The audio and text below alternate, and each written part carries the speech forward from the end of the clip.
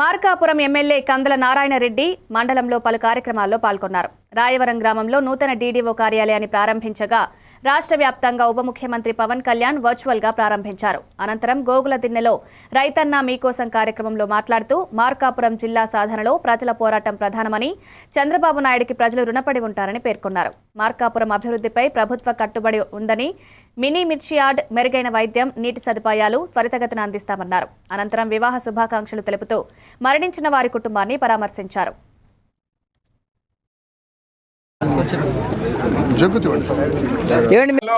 అది మీకు విఘ్నత ఉందో లేదో మరి ఆ విఘ్నత మీకే వదిలేస్తా ఉన్నా. వెలుగొండ ప్రాజెక్ట్ ఏం చేశారమ్మా? పూర్తి కాకుండానే పూర్తి చేశానని ప్రారంభోత్సవం చేసిపోయారు. 2 బొక్కలు పూర్తయినాయంట.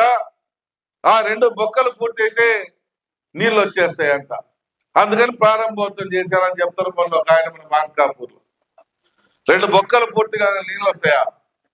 కాలువలు రిపేర్లు ఎవరు చేస్తారు? మయ చేపిస్తాడా? 456 కోట్లు టెండర్ పిలిపించినప్పుడు ఇప్పటికి 5 సార్లు పోయి వచ్చిన, ఇంకా 10 సార్లు పోతే గానీ ఆ ప్రాజెక్ట్ తొందరగా పూర్తి కాదు. ఇంకా 2 సంవత్సరాలు పడుతుంది నీళ్ళు వచ్చేదానికి. ఇంకా